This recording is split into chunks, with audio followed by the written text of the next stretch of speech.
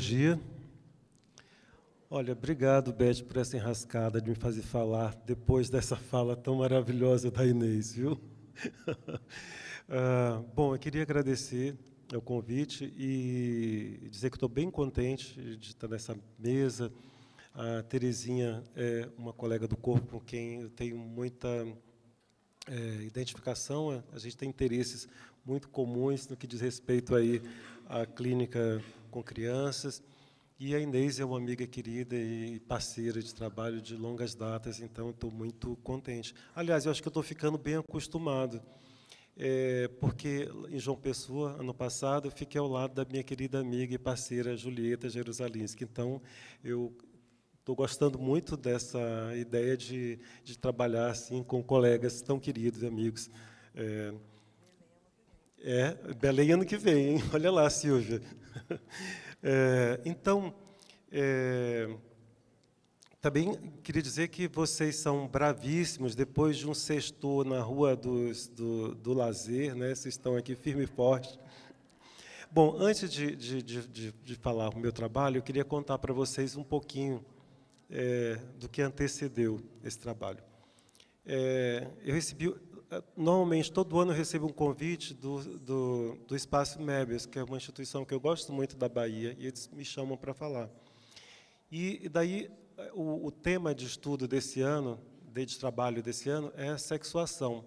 E eles me pediram, eu já estava assim, cheio, minha agenda lotada, eu não tinha mais espaço para nada, mas sabe aquela coisa que você fica com dificuldade de dizer não, porque você gosta tanto das pessoas, que você fica com dificuldade de dizer não. Eu falei, não, mas eu há 500 anos eu não estudo sexuação, não estou trabalhando com isso, investigando isso e tal.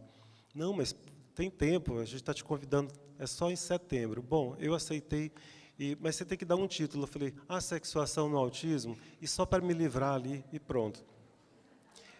E me livrei, né, assim, quando pensa que não, chega início de setembro, ele diz, a gente quer os teus dados e uma foto para o cardio. Para quê? Para o cardio da tua fala, que a gente vai anunciar. Fiquei em desespero.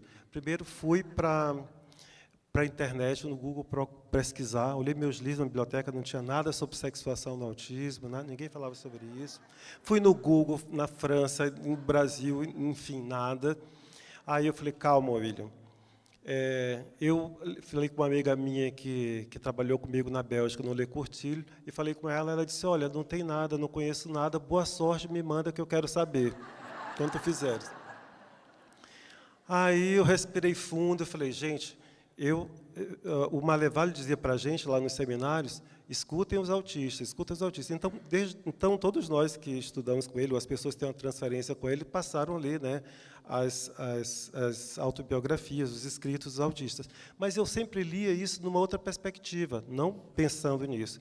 Aí eu pensei, bom, a minha amiga Marina Bialer, que é de São Paulo, que ficou comigo lá fazendo seminários do Maleval também na Bélgica, ela fez um doutorado nas autobiografias. Liguei para ela, ela disse, William, não vi isso, não lembro nada disso e tudo e tal. Mas me passa depois as referências, tá bom. Aí, eu já estava quase desistindo disso, e de dizer, gente, olha, só vim dizer que não vim, né? E aí, o que acontece? Eu falei mais com outra amiga, falei com a Julieta também disse, William, não sei nada disso. Aí eu falei, gente, Inês, e nem sabia que ela viria para cá. Eu falei, Inês, você tem escrito alguma coisa sobre isso? Você conhece alguém que escreveu sobre isso? Olha, não tem não, mas eu vou perguntar para uma pessoa, para uma amiga minha. Aí, e te falo. A Inês fala com essa tal amiga, a amiga diz para ela, olha, tem uma pessoa, sim, que está falando sobre isso, é o William Amorim. Nessa hora, gente, que a Inês me diz isso, olha, aquilo que o Vivés falou na conferência dele, sobre o Lacan dizer para a amiga dele lá, né, a amiga do Vivés, dizia assim, olha, Madeleine, você se chama Madeleine, você chora como uma Madeleine. Eu estava assim, gente, quase para chorar como Madeleine. Porque até então eu estava querendo encontrar questões mais teóricas, assim, né, porque era o que seria mais difícil para mim encontrar alguém que articulasse isso tudo, porque na psicose, né, a gente até conhece, mas no autismo não sabia nada. Aí eu resolvi, falei, gente, Vivés é tão ocupado, mas eu vou falar com ele. Aí eu falei, Vivés, eu estou nessa enrascada aqui e tudo, você tem algum texto, tudo? Ele, não.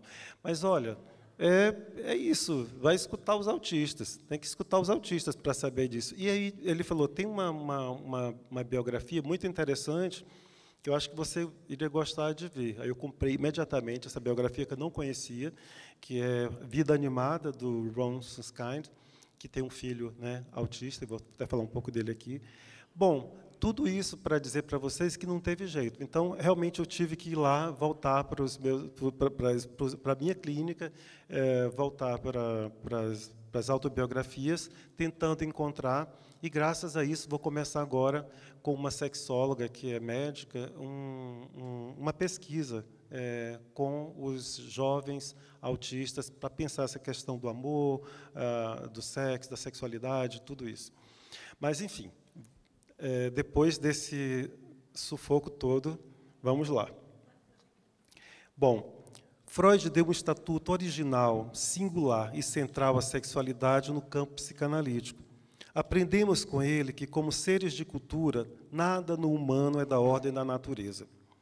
Desse modo, uma oposição entre masculino e feminino não se reduz à genitalidade, à biologia, bem como a noção de sexualidade infantil e bissexualidade nos tornam universalmente indeterminados em matéria de gêneros ou semblantes.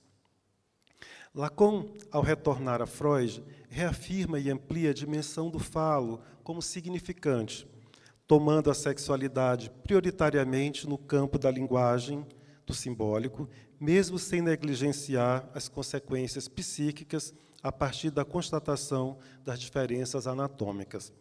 Assim, se no falacer, no ser de fala, a linguagem implica uma desnaturalização do sexo, ele usa a palavra sexuação para se referir à partilha na qual se pode localizar os seres falantes entre dois modos de gozar, o masculino e o feminino, gozo fálico e gozo outro. A partir das famosas fórmulas da sexuação, tal qual se apresentam no Seminário 20, ele anuncia dois de seus famosos axiomas: a mulher não existe e não há relação sexual. Tudo isso porque o que está em jogo nessas fórmulas é a questão dos semblantes, as modalidades de satisfação e as modalidades da fantasia. Dito isto, sinteticamente, vamos ao que interessa, a saber, como ficam nessa partilha os sujeitos que estão na linguagem, mas fora do discurso, uma vez que carece de um significante mestre que articula e ordena uma cadeia significante. Sim, porque quando convocados a responderem como homem ou mulher, um impasse se apresenta. A constituição sexuada do sujeito requer um posicionamento frente à castração, e quando ele a inscreve, submete-se à lógica fálica, situando-se do lado masculino ou do lado feminino. Como sabemos, nas psicoses e nos autismos, o sujeito não registrou a castração, e, por isso, não se inseriu na lógica fálica, mas, mesmo assim, precisa se situar diante da divisão dos sexos, pois não escapa à diferença sexual, ainda que não simbolizada. Diante disso, como os falantes, posicionados estruturalmente como psicóticos e autistas, respondem ou podem responder ao real do sexo? Como se pode situar o que se passa nessas duas estruturas clínicas em relação às fórmulas da sexuação? No caso das psicoses, os avanços teóricos a partir das fórmulas da sexuação e do empuxo à mulher permitem pensar a questão, por exemplo, pela via dos 3 registros e suas inúmeras possibilidades de enodamentos e suplências.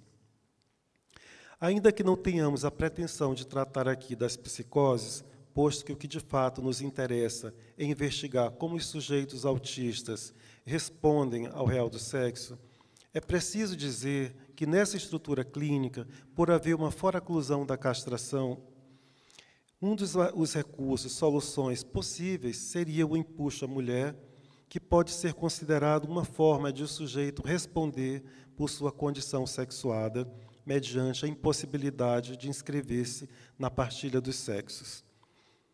Tal solução implica uma modalidade de gozo, mesmo deixando em suspenso a escolha objetal. Dito de outro modo, diante da impossibilidade de o sujeito psicótico inscrever-se na função fálica, ele é convocado a ser mulher, mas isso não nos diz de antemão sobre sua escolha de objeto, se ele será homo, hétero ou bi. Portanto, como indaga Soler, como aquele de quem dizemos não que ele é mulher, mas que é impelido a sê-lo, que está em vias de se tornar mulher, como ele enfrenta o encontro de amor, de desejo ou de gozo com as mulheres. Como aquele que é empuxado a ser mulher vai sentir-se convocado a tê-las no sentido de possuí-las. Vimos com Schreber como o sujeito psicótico se encontra à deriva e alheio à distinção simbólica da partilha dos sexos. A erotomania, amor que não conhece a castração, configura-se também como uma outra possibilidade para o psicótico tratar os impasses de sua condição de sexuado na ausência de inscrição na partilha sexual, uma vez que, por ser platônica, pode servir como um modo de proteção contra o gozo, velando-o. Ou seja, enquanto o empuxo à mulher tem a ver com retorno ou irrupção de gozo desmedido, a erotomania presta-se à sua moderação. Contudo, isso não vale para todo sujeito psicótico. Não podemos esquecer sempre do 1 a 1 tão caros à clínica psicanalítica. Aimé, por exemplo, estabilizou-se quando foi condenada perante a lei pelo seu crime, e não quando tratou o empuxo à mulher pela erotomania. Mas, se o empuxo à mulher e a erotomania são fenômenos presentes na estrutura psicótica, o que estaria em jogo na estrutura autística? Antes, é preciso que se diga que tomamos aqui uma posição teórico-clínica de que os autismos não pertencem ao campo das psicoses, ainda que isso não seja uma unanimidade no campo lacaniano. Há décadas, o autismo deixou de ser psicose para a psiquiatria e, mais recentemente, para as neurociências. O primeiro a dar esse passo decisivo foi Kanner, que retirou o autismo do campo da esquizofrenia. Ressaltou duas características fundamentais para o diagnóstico diferencial: o isolamento e a imutabilidade. Hans Asperger, por sua vez, afirmava que os seus psicopatas autistas não são loucos nem por metade, nem por um quarto. E, por fim, Michael Rutter, psiquiatra inglês, que desde os anos 70 empenhou-se fortemente em distinguir o autismo da psicose. Resumidamente, o autismo não seria uma psicose pela ausência de delírios e alucinações verbais, pela sua característica própria, a imutabilidade, e por não haver desencadeamento e evoluir dentro do próprio espectro. Nos autismos, o sujeito nunca menciona qualquer ação externa exercida sobre o seu corpo. Quando Williams se interrogou sobre as semelhanças entre suas perturbações e a das psicoses, chegou à conclusão clara de que havia uma diferença. A ideia de sofrer de esquizofrenia, escreve ela, sempre me angustiou. No entanto, o que tinha lido sobre o assunto não correspondia aos sintomas que observava em mim. Temia qualquer contato pessoal próximo, tinha sempre medo de ser invadida por outros, mas tudo isso, essas sensações e fobias, não me davam, no entanto, uma visão distorcida e paranoica do mundo. Os objetos pareciam-me, por vezes, reduzidos às suas características mais simples, à sua cor, ao seu som, ao seu toque, mas nunca me senti ameaçada por eles. O meu comportamento podia ser selvagem, pelo contrário, excessivamente indulgente, mas isso não significava que eu tivesse uma visão delirante do mundo. Donald Williams não nega que o desejo do grande outro é muitas vezes angustiante, mas não produz pensamentos ou comportamentos paranoicos. Para Maleval, não há dúvida de que algumas pessoas autistas têm crenças bizarras. A identificação de um delírio, no entanto, exige requisitos mais rigorosos, uma iniciativa que vem de fora, a localização de perseguidores, uma certa lógica evolutiva, etc. Provavelmente será consensual, portanto, que um delírio crônico estruturado em torno de um tema de perseguição ou articulado em torno de uma convicção megalômana não pertence à clínica do autismo. Quanto às alucinações verbais, as que realmente podem indicar se tratar de psicose, são extremamente raras em sujeitos autistas. Nenhum dos principais clínicos em autismo as mencionam em relação a seus pacientes. O inglês Daniel Tammet, autista de alto funcionamento, diz que ouve a voz de um amigo imaginário que lhe responde, mas que não passa de devaneio diurno, que não possui nenhuma característica com automatismo mental. Henrique Lohan considera que o mecanismo da estrutura autística é a foraclusão do furo, como a Inês mencionou também anteriormente. Um tipo diferente da foraclusão da psicose, que é a foraclusão de um significante, o nome do pai. Haveria, por assim dizer, uma alienação retida, e estariam esses sujeitos numa espécie de anterioridade lógica aos psicóticos, no percurso que vai da língua à letra até a linguagem. Desse modo, no autismo, o retorno do gozo viria sobre a borda, sobre um corpo que goza por inteiro, indiferenciado e tomado por uma excitação mortífera. Na esquizofrenia, esse retorno de gozo, viria em um órgão do corpo e na paranoia no grande outro. Em se tratando dos autismos, além da não inscrição de um significante primordial, não se deu a imaginarização do corpo, ou seja, esses sujeitos vivem na dimensão do corpo real. Isso impede que o sujeito estabeleça um limite entre o seu corpo real e o mundo exterior. Além disso, por não haver representação da pulsão invocante, predomina a desconexão entre a linguagem e a vida emocional. Quando o simbólico não se liga ao imaginário, ao corpo, quando o gozo não pode ser tratado pela lógica da diferença significante, não há extração de gozo do corpo. Sem a extração do objeto, o simbólico e o imaginário se encontram colocados em continuidade com o real. O fora do sentido e o sem lei do real é que predominam. Então, só lhe resta operar pela via do próprio gozo. Quando esses sujeitos fazem uso da fala e da linguagem, suas mensagens não o implicam subjetivamente e suas emoções não são transmitidas pelas mensagens. O que está em jogo é uma linguagem automática, sem direcionalidade, sem alteridade imaginária de quem não se deixa captar no circuito da demanda. Não é à toa, Lacan os chamava de os mestres da linguagem. Entretanto, Kanner já falava dos pseudópodes, ou espécie de tentáculos que os autistas, ao sair do fechamento, dirigiam em relação ao outro. Maleval fala da construção da borda autística como condição para que esses sujeitos possam sair do seu isolamento em direção ao avanço do próprio espectro. Lendo as autobiografias dos autistas, fica claro o seu desejo de sair desse encapsulamento. Eles dizem que se enganam as pessoas que acham que eles preferem um mundo à parte.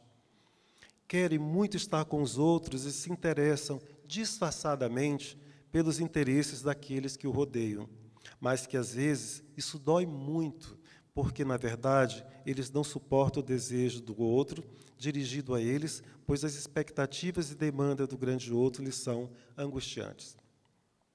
Diz Donna Williams que, durante sua infância, tudo que girava em torno do dar e receber permaneceu totalmente estranho para ela, o que possibilitou-lhe concluir que tudo deve ser indireto. Não à toa está presente, desde a origem do funcionamento subjetivo desses sujeitos, uma lógica de evitação das trocas, uma vez que esforçam-se para não dar e receber objetos da pulsão tão fundamentais na relação com o outro. Por não cederem os objetos pulsionais, aparecem cedo os transtornos alimentares, mutismo, controles de esfíncter, etc. A borda autista, esse objeto de proteção das ameaças de um grande outro imprevisível e invasivo, é formada pelos objetos autísticos, o duplo e o interesse específico. A construção e ampliação dessa borda para cada autista é o que determina seus passos em direção ao mundo e as parcerias amorosas, inclusive amorosas. Se o desejo do grande outro se manifesta em relação ao sujeito autista, é precisamente percebido como estando à espera de ser correspondido, e nada lhe é mais angustiante do que o incitamento à troca dos seus afetos. Sobre isso, Williams vai sinalizar: no que me diz respeito, a minha razão diz-me que o afeto e a bondade não me matam. No entanto, a minha reação afetiva desafia essa lógica, dizendo-me que as emoções mais suaves, as sensações mais calorosas, podem me matar ou, pelo menos, fazer-me sofrer. Quando tento ignorar essa mensagem, entro numa espécie de estado de choque, em que tudo o que acontece se torna incompreensível ou sem sentido. Esse estado leva-me ao suicídio sensorial, em que já não sinto nada, nem emoções, nem sentimentos. O amor e a bondade, o afeto e a simpatia eram o que me causavam mais apreensão, por conta de um sentimento de incapacidade de responder a expectativas. Conta ainda que foi apenas aos 27 anos que começou a compreender o que é o amor, embora ainda estivesse lutando para compreendê-lo. Antes, era uma arma com que as pessoas me magoavam. Não compreendia o valor do que estavam tentando me dar. Não estavam querendo me magoar quando tentavam ensinar-me a mudar ou mostrar-me como tentar. Já rejeitei amigos de um dia para o outro, porque não compreendi. Já fiz pior. Olhei para eles sem os reconhecer ou com ódio, sem nunca saberem o porquê. Como se pode ver, amor, amizade, tudo que exige demonstração de afeto, reciprocidade, expectativas, deixa esses sujeitos angustiados, invadidos. Quando consentem esse laço, é normalmente sem a participação emocional do sujeito, como bem atesta Carroll, um dos duplos de Williams. Você é meu amigo? Claro que sou seu amigo, responde o homem. Por que é que queres me tocar? Porque gosto de ti. Carroll virou as costas e sussurrou: se me amasses, não me tocarias. Maleval diz que essa troca paradoxal para os típicos põe a nu a angústia suscitada da pessoa autista pelo desejo do grande outro. Quando, apesar de tudo, o sentimento do amor desperta, é muito difícil de enfrentá-lo. Williams, aos 26 anos, descobre que a violência dos seus sentimentos amorosos ainda a forçavam a se afastar daqueles que amava.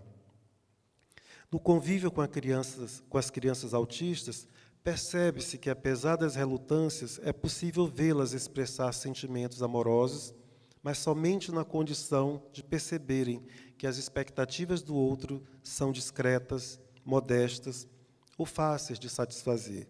Exemplo disso é que, diante de um duplo, podem, às vezes, não inibir seus afetos.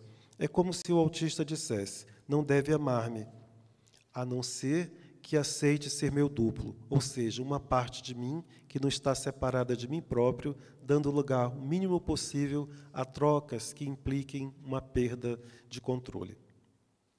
Nossa hipótese é de que, assim como os sujeitos psicóticos inventam modos de lidarem com o gozo desmedido do grande outro, como o empuxo à mulher, a erotomania, etc., os sujeitos autistas constroem bordas autísticas para mediarem sua comunicação, estabelecerem um contato indireto para tentar localizar o gozo desregulado, invasivo, como recursos para se protegerem do desejo do grande outro, poderem fazer laços, respondendo de algum modo à diferença sexual e à partilha dos sexos quando forem convocados. Atualmente, comecei a investigar, através das autobiografias e relatos de pacientes autistas adolescentes, a sua relação com o sexo e o amor. São testemunhos primorosos que nos revelam 3 coisas em especial. Primeiro, que o campo de suas escolhas é tão vasto, diverso e singular como de qualquer outro ser falante.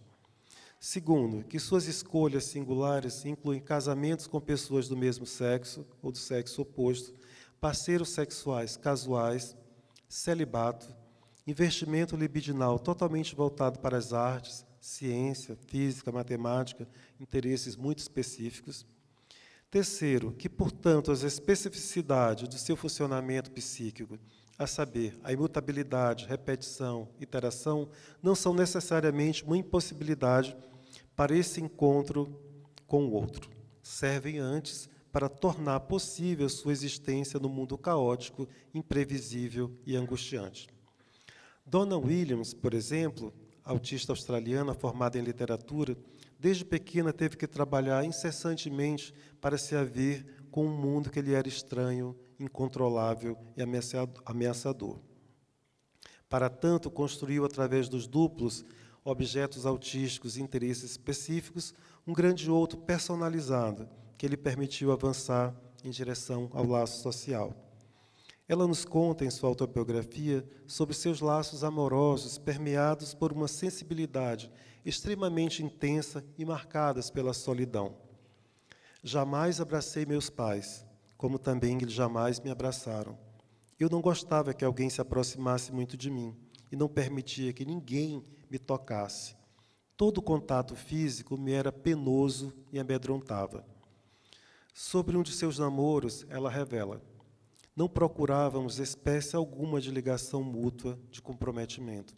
O silêncio e a distância afetiva me permitiam também experimentar o prazer do contato afetivo, até que, enfim, sem medo de me sentir tocada. Temple Grandin é autora de vários livros e artigos. É psicóloga, zootecnista, professora de ciência animal na Universidade do Colorado e encontra-se atualmente com 77 anos e nos oferece inúmeros ensinamentos importantes em sua autobiografia e nas suas palestras. O riso incontrolável, as perguntas, o falatório constante, a obsessão por determinados assuntos são características comuns de crianças autistas. Minhas fixações reduziam a excitação e me acalmavam. Desde criança, sua grande paixão eram as máquinas e não as pessoas. Não à toa construiu a sua famosa máquina do abraço e com a qual apaziguava sua angústia profunda. Sobre isso vai dizer que, mesmo agora, depois de ter construído e usado a máquina do abraço, ainda sinto medo dela. A sensação de estar no brejo para gado é boa, mas os sentimentos que a ação desperta são às vezes dolorosos. Ainda tenho dificuldades em aceitar meu lado emocional. Tal dificuldade com as emoções ou o pavor que estas lhe causam são determinantes para a sua escolha. É por isso que tenho medo do casamento. Foi por atitude insensível das pessoas que desisti da ideia de casamento e me tornei celibatária. O britânico Daniel Tammet, também autor de vários livros, é linguista, um gênio da matemática, nascido em um dia azul, uma de suas autobiografias, desfia todo o curso da sua existência, dando ênfase à sua relação tão particular com os números, seu fascínio precoce por repetições de padrões numéricos, seus incessantes estudos de novos idiomas que o tornaram um linguista exemplar. A história de Tammet nos ensina bem como essa sua impressionante capacidade de captar gozo através de suas ilhas de competência foi-lhe e continua sendo-lhe fundamental na criação de um grande outro de síntese capaz de ampliar-lhe os limites do chamado espectro autístico. O americano Owen Susskind, que me foi apresentado pelo meu amigo Vevés, inspirou seu pai, jornalista Ron Susskind, a escrever a biografia Vida Animada, que, por sua vez, virou documentário e filme.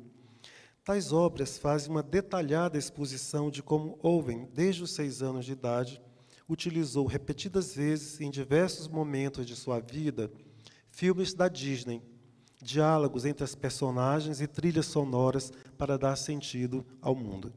Seu pai relata que o filho perde a sua voz aos 3 anos, mas vai apoiando-se progressivamente nos diálogos do filme, como A Pequena Sereia e muitos outros, como suporte para a realidade. Owen encontra e se apaixona na adolescência por Emily, começa a namorar e o rapaz recorre a Dama e o Vagabundo como um roteiro para organizar etapas das perguntas-respostas, nortear seu namoro, sua conduta. Os filmes orientam também o processo criativo e a invenção de suas próprias histórias, roteirizam sua autonomia. Maleval nos explica que Owen se vale do duplo, cuja utilização compôs preferencialmente a borda protetora, fundamental na compensação à falta da identificação, primordial no processo de dar vida ao grande outro. Isso lhe permite a saída progressiva do retraimento, orientando sua existência em direção ao trabalho criativo. Certo dia, sua amada Emily vai visitá-lo durante as férias de verão, acompanhada de seus pais. Inquieto com a espera, Owen decide escrever-lhe um cartão, que entregará a ela logo no ato de sua chegada à casa, com o desenho da clássica cena do filme A Dama e o Vagabundo. O cartão diz: Querida Emily, obrigado por um ótimo final de ano na escola. Você foi muito importante para mim. Você é a menina mais maravilhosa, mais linda e mais doce que conheço. Quando nós nos olhamos, é igual a um sonho. Você foi tão boazinha comigo que só posso me sentir bem com isso. Fiquei muito feliz quando você e sua família aceitaram vir à nossa casa de veraneio. Espero que suas férias sejam tão boas como as minhas. Muito obrigado por tudo. Amo você com todo o meu coração. Owen. Fofinho, né? No final da biografia, o pai de Owen relata uma conversa que tiveram no carro, voltando para casa a partir do filme O Corcunda de Notre Dame. Em determinado momento, o pai lhe pergunta: então, por que Quasimodo precisa das gárgulas? Ele precisa soprar vida nelas para falar consigo mesmo. Era o único jeito de descobrir quem era. Você conhece alguém assim? Eu, responde Owen. Para falar consigo mesmo, pode ser muito solitário. É preciso viver no mundo. Há 25 anos, atendo crianças autistas. À medida em que a psiquiatria biológica foi banindo a psicanálise de seus manuais e retirando os autismos do campo da saúde mental para incluí-los no campo das deficiências ou dos transtornos do neurodesenvolvimento, e a indústria ABA se consolidando ferozmente, esses sujeitos foram quase que desaparecendo dos consultórios dos psicanalistas e dos CAPs infanto-juvenis. Felizmente, alguns destes meus pacientes permanecem e estão em plena adolescência. Antônio, vou chamá-lo assim, começou aos 14 anos a se interessar pelas meninas de biquíni na praia, a fazer insistentemente muitas perguntas sobre elas, sobre beijos, e a paquerar uma de minhas secretárias, referindo-se a ela como bonitona. Atualmente está com 17 anos, mas ainda não encontrou uma namorada. Pedro fez 15 anos, mas não apresenta ainda nenhuma questão da ordem da sexualidade e do amor. Tem uma preferência por amizade com meninas com quem se sente mais protegido na escola. João tem 13 anos agora, possui um quadro mais severo. Desde muito cedo foi invadido por um gozo desenfreado que causava muito mal-estar à família e ao entorno, porque ele manipulava tanto seu órgão sexual, no público e no privado, a ponto de se machucar. Atualmente, isso não acontece mais em público, e sua libido está totalmente voltada para as telas e para seu cãozinho. A possibilidade de seguir escutando-os para aprender com eles sobre seus modos singulares de se inserir no mundo através de suas criações, invenções absolutamente originais, causa-me grande entusiasmo. Escutar os autistas, como nos convoca o professor Maleval e como me fez retomar, né, o Vivés, e a própria ética da psicanálise, é o verdadeiro caminho para quem pretende conviver, tratar ou escolarizar esses sujeitos. Para concluir, trago-lhes um riquíssimo relato de John Eldon Robinson, um autista americano de 67 anos, que é escritor, engenheiro, e ele tem uma ótima autobiografia chamada Olhe nos Meus Olhos, que me chegou às mãos através da amiga, parceira de ofício e grande leitora, Érica Almeida. Robinson só tomou conhecimento do seu diagnóstico aos 40 anos, de uma forma muito inusitada. Abandonou a escola secundária, saiu da casa dos pais, um ambiente extremamente tóxico, para usar uma expressão da moda. Sua incrível capacidade para visualizar circuitos eletrônicos levou a trabalhar com a famosíssima banda Kiss e a construir as lendárias guitarras de Ave Frehley. Não sei se é assim que pronuncia, não conheço. Casou-se 2 vezes, tornou-se pai, um profissional reconhecido e mantém, a seu modo, sólidos vínculos de amizade. Sua autobiografia é um belo testemunho do que se poderia chamar de autotratamento de um autista, de como ele foi inventando circuitos originais capazes de tornar possível sua relação com o outro e movimentar-se no mundo. Serve-nos também como bússola para aprendermos como nos inscrever, enquanto analistas, nos circuitos de automatismos específicos dessa estrutura clínica e nos tornarmos analistas parceiros para que um tratamento possa se dar. Vejamos o que ele mesmo fala dessas invenções e da representação do casamento para ele. Pessoalmente, tive que me casar 2 vezes para dar certo. Refleti sobre os motivos pelos quais o segundo casamento deu mais certo que o primeiro, e para o bem dos Aspergers, com problema de relacionamentos como eu, vou compartilhar as coisas que ela faz que nos tem mantido juntos. Primeiro, ela cuida de mim com muito cuidado. Ela aprendeu a ver se estou triste ou ansioso, ou preocupado. Algumas pessoas dizem que eu nunca sorrio e que não tenho muitas expressões faciais, mas, de algum jeito, ela me faz sorrir e consegue ler as minhas mínimas expressões. E ela geralmente sabe o que dizer ou fazer para que eu me sinta melhor, ou me sinta mal, o que acontece às vezes quando ela vira. Ela sempre demonstra interesse em minhas coisas e parece acreditar em mim sem reservas. Quando eu lhe digo que vou fazer algo, ela sempre acha que vou ter êxito. Tenho certeza de que a sua confiança em mim aumenta a possibilidade do meu sucesso. Quando dá certo, eu venho lhe contar. Eu sempre soube que você poderia fazer isso, ela irá dizer. É por isso que casei com você. Realmente não sei como ela poderia sempre saber que eu conseguiria fazer uma coisa que nunca fiz antes, a menos que fosse algo tão trivial que qualquer um poderia fazê-lo, mas isso é o que ela diz. Em segundo lugar, ela observa o que as pessoas dizem e fazem em torno de mim e explica o que eu deixei de perceber.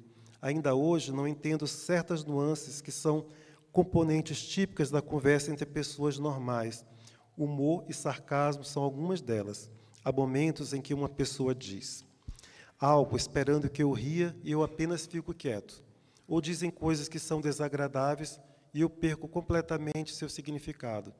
Ela aponta essas coisas suavemente e tento aprender o que eu perdi. Tenho compreendido cada vez mais coisas, ano após ano.